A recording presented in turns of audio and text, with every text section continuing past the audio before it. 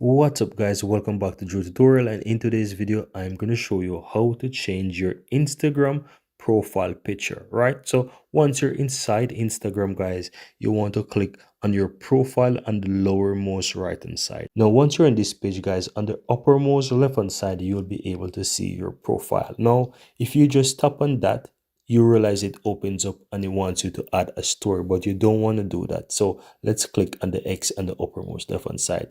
Now, in order to change the picture, you want to press down and hold it for a couple of seconds until you get this pop-up at the bottom.